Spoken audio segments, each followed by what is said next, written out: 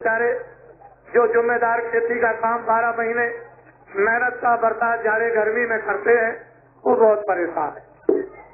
उनकी जमीनें बढ़ गई, जहाँ जमीन उनकी 10 एकड़ थी वहाँ जमीन उनकी 1 एकड़ हो गई। उनके भी बच्चे हो गए, उनकी जमीन से हाथ भी निकल गई। वो बेचारे किसान दुखी, एक तरह से दुख नहीं, आए दिन चारों तरफ से तूफान। कोई आंदोलन कर रहा, कोई हड़ताल कर रहा, कोई तोड़फोड़ कर रहा, कोई स्कूल जला रहा, कोई झोपड़ी जला रहा, कोई गांव जला रहा, कोई दफ्तर जला रहा, कोई बसों को जला देता है, कोई ट्रेनों को जला देता है। क्या मतलब ये कभी किसी ने ये सोचा है कि ये नुकसान किसका होगा, या किसका नुकसान हो गया, या भविष्य में क्या होगा इसका? सारे देश के किसान जो देश में 80% मिट्टी में काम मेहनत का करते हैं, ये सारा का सारा बोझा, ये सारा का सारा नुकसान, टैक्सों का बोझा, फिर ये नुकसान, ये सब किसान देते हैं। इनकी तरफ किसी ने अभी तक ध्यान नहीं दिया। कहने को कह दिया होगा, लेकिन ध्यान इनकी तरफ किसी की तरफ नहीं आया। ये बहुत परेशान है। इन्होंने कुएं का कर्जा ले लिया, नाली का कर्जा ले लिया, खाद का कर्जा ले लिया, बिजली का कर्जा ले लिया, जानवर का कर्जा ले लिया, अन्य ट्रैक्टर का कर्जा ले लिया, और किसी चीज का कर्जा ले लिया। बहुत परेशान बेचारे, इतने परेशान है कि आए दिन रोज टैक्स, आए दिन रोज टैक्स, 12 महीने में 12 बार टैक्स, फिर बीच में टैक्स। ये कहाँ तक? क्या इनके पास कोई पेड़ है जो फरता हो उसमें से तोड़ के दे दिया जाए? कुछ सोचा जाता।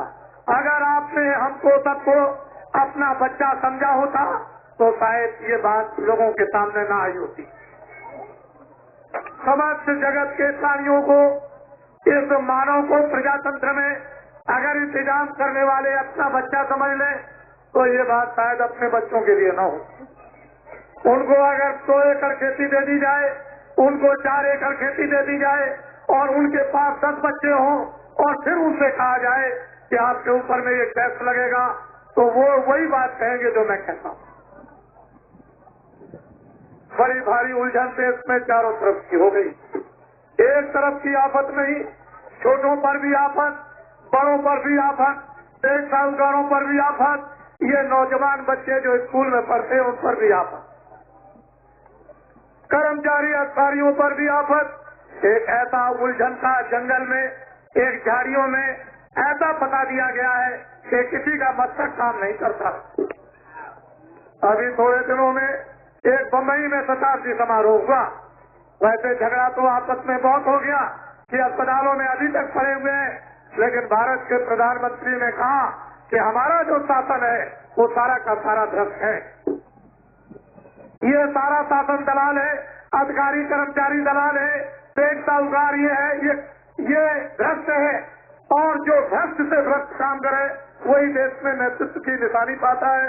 प्रधानमंत्री से बात की है, लेकिन मैं आपको नहीं कह सकता कि आप भ्रष्ट हैं।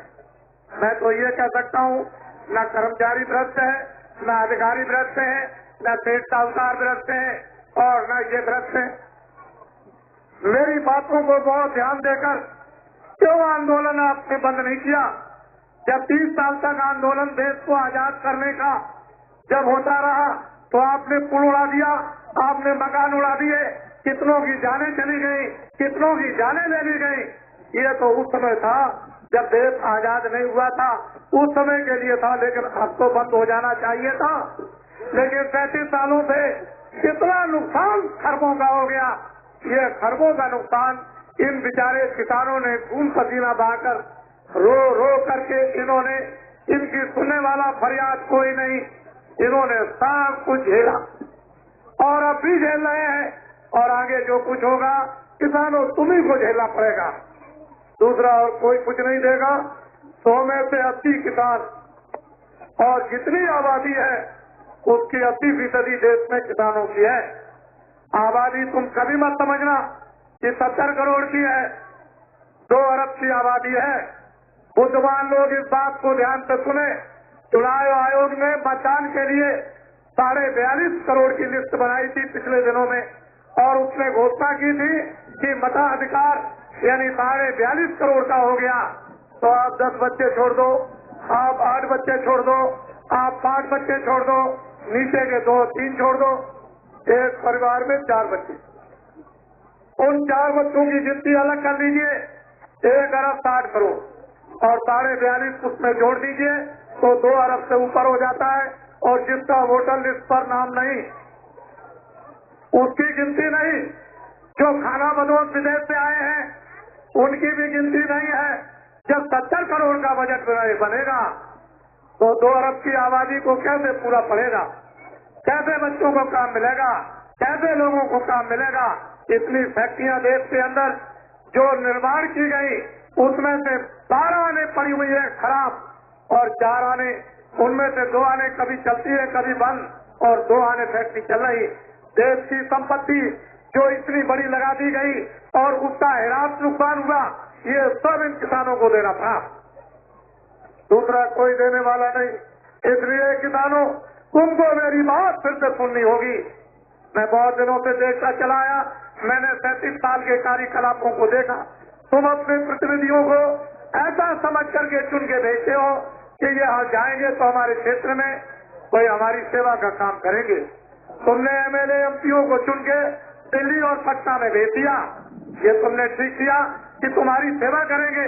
तुम्हारी तो कांक्षा अच्छी थी, लेकिन वहाँ पहुँच गए तो हाथ पे हाथ धरती। 20 मिनिस्टर बन गए पटना में या 30 मिनिस्टर बन गए दिल्ली में, बाकी जितने 500 और जितने आदमी हाथ पे हाथ धर करके, ये बेचारे उनको कहा जाए दलाल है, उनका खर्चा पूरा नहीं पड़ता। बड़े शहर में रहते हैं, बड़े खर्चे हैं, तनख्वाह थोड़ी है, खर्चा पूरा नहीं होता है और अधिकारियों को दबाते हैं, अधिकारियों से गलत काम कराना चाहते हैं केवल अपने पेट के लिए। इसके माने वो भ्रष्ट नहीं है। आपको मेरी बात पर ध्यान देना होगा। 10,000 एमपी दिल्ली भेजकर 10,000 मिनिस्टर बना दिए जाएं और सारे देश का काम उनको सौंप दिया जाए तो ये पूरा नहीं हो सकता। 5,000 पटना में एमएलए भेज दिया जाए और 5,000 को मिनिस्टर बना दिया जाए तो सारे सूबे का काम नहीं दे सकते हैं। आपको ये सोचना और समझना, फिर से इस पद्धति को फिर सोचना है या इस पद्धति को विलीन करना है, नई पद्धति को लाना। आप ऐसा करो कि जितने भी एमएलए एमपी पक्ष विपक्ष के हैं उनको सबको एक तरफ से काम दे दीजिए, कोई भी काम दीजिए। जब अपने अपने काम में प्रजा के लग जाएंगे, अपना अपना काम करने लगेंगे, जब दायित्व समझेंगे और उनको देश के लिए रोजी और रोटी उनको मिल जाएगी एमएलए एमपीओ को, तो आंदोलन खत्म, हड़ताल खत्म, तोड़-फोड़ खत्म।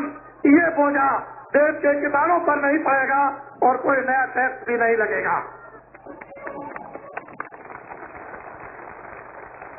किसानों, मैं कोई महात्मा नहीं हूँ, ना मैं कोई भगवान हूँ, मैं आपका सेवक हूँ। मैं जैसे पहले था वैसे अभी हूँ और वैसा ही भविष्य में रहूंगा। मैं पहले तुम्हारे बीच में था, अभी हूँ और भविष्य में भी तुम्हारे बीच में रहूंगा।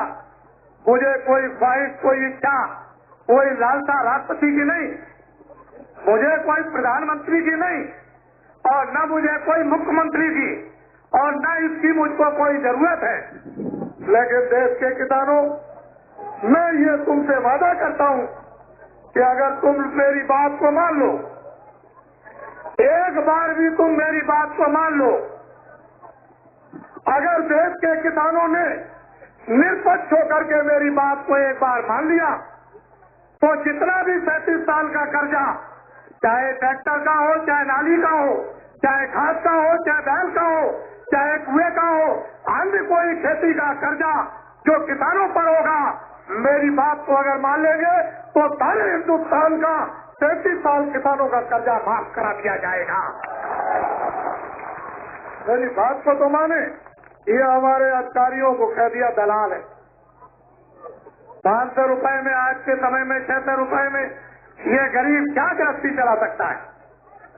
इस बेचारे के बच्चे शहर में रहता होगा, ये बेचारा पढ़ाता होगा, लेकिन किस तरह से पढ़ाता है वो मुझको मालूम है। मैं जानता हूँ उसकी तकलीफों को। कहना आसान है कि अधिकारी कर्मचारी भ्रष्ट है, ये सब दलाल है, ऐसे कहने से जान नहीं छूट जाएगी कि कर्मचारी अधिकारी दलाल है, सेठ साहूकार दलाल है। ये बेचारे न्यायाधीश जो जज काम करते हैं, इनका गुजारा उस तनख्वाह वेतन में नहीं होता। आज के युग में उनको 10,000 तनख्वाह उनको महीने मिलना चाहिए तो उनका गुजारा हो जाएगा। उसके नीचे 6,000 तनख्वाह मिलनी चाहिए तो उसका गुजारा हो जाएगा। उसके नीचे 4,000 तनख्वाह मिलनी चाहिए तो उसका गुजारा होगा। और जो सबसे छोटा कर्मचारी है उसको आज के युग में 2,000 मिले तो गुजारा हो सकता है। ज्यादा तो नहीं, लेकिन तुम ध्यान रखो, बड़े अच्छी तरह से विवेक बुद्धि ऐसे साहूकारों और अधिकारियों, हिंदुस्तान में 2 पूंजी है, एक तो सफेद और एक काली। 2 आने पूंजी, जो सफेद है वो तो व्यापार में लगी हुई है और 14 आने ऐसे ही। आए दिन अधिकारियों के घरों में छापा, छोटे बड़े बेचारे दुकानदार व्यापारियों के घरों में छापा। आज वो रो रहे, चिल्ला रहे हैं। उन्होंने मेहनत करके, मशक्कत करके किसी तरह से कुछ पैसा जोड़ा जा रहा होगा, लेकिन क्या छापा पड़ता है, सामान सब चला गया। वो रोते ही चिल्लाते रह जाते हैं कि क्या किया जाए, ऐसे जो में कोई सुनने वाला नहीं। उनका भी खर्चा पे खर्चा, तुम्हारा भी खर्चा पे खर्चा। ऐसे साहूकारों, छोटे बड़े अधिकारियों, मैं तुम्हें ये विश्वास दिलाता हूँ कि अगर मेरी बात को आप मान लो, आपके घरों में कोई छापा नहीं पड़ेगा और काली पूंजी का एक भी नया पैसा आपसे टैक्स नहीं लिया जाएगा। अगर हिंदुस्तान के सब लोग मेरी बात को मान ले तो मैं 24 घंटे के अंदर हिंदुस्तान की पूंजी जो काली है उसको व्हाइट करा दूं। मेरे पास उसका रास्ता है। नौजवानों, बच्चों, जो तुम स्कूलों में पढ़ते हो, मुझको मालूम है कि तुम इस साल 1 करोड़ निकलोगे, 1 लाख को देश में नौकरी मिलेगी, बाकी 99 लाख बेकार। वो तो आपको मेरी अब जरूरत पड़ेगी। मैं तो आपका सेवक हूँ। जिस समय पर जब हिंदुस्तान की पूंजी जो काली है और सफेद कर दी जाएगी, उस समय पर कोई भी स्कूल का बच्चा, नौजवान छात्र बेकार घर में नहीं बैठ सकता, सबको काम मिलेगा। इसका रास्ता एक नया है, लेकिन वो मैं नहीं अभी बता सकता। मेरी नकल करना भी नहीं तुम फंस जाओगे। भारत का प्रधानमंत्री हमारी तकलीफ को क्या सुनेगा? वो तो चारों तरफ मिलिट्री के घेरे में आ गया। न तुम उनको अपनी तकलीफ सुना सकते हो, न मेरी सुन सकता है, न वो अपना निराकरण कर सकता, न मेरा कर सकता। ये तो भारत के ऋषि मुनि महात्मा जब कभी आते हैं तो ये सारी विपदाओं को, उनको मालूम है कि मेरे हाथ में क्या है, तुम्हारे सिर पर मार दूं तो क्या हो जाए। उनसे पूछो जाकर रास्तों में कि जिनके वो सब हाथ रख दिया वो क्या कहते कहते गए। आपको क्या मालूम, परेशानी लेकर, तकलीफ लेकर तुम आए हो। मैं 1 तकलीफ तुम्हारी ठीक कर सकता हूँ, 2 तकलीफ ठीक कर सकता हूँ, 4 तकलीफ ठीक कर सकता हूँ। मेरे पास तो उसका मसाला है।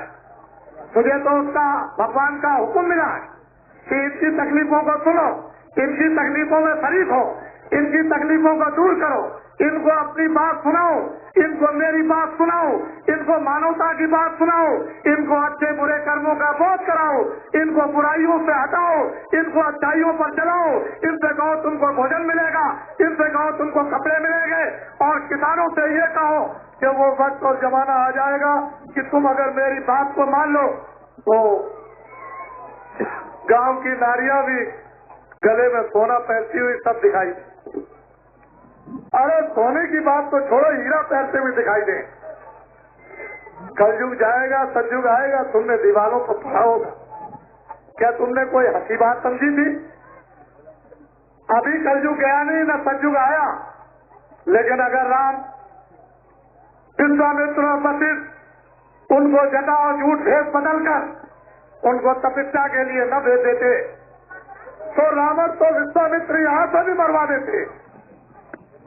वो दुर्वासा जो है महाभारत बैठ करके करा देते, लेकिन इतिहास नहीं बनता, ये चितार्थ नहीं होता।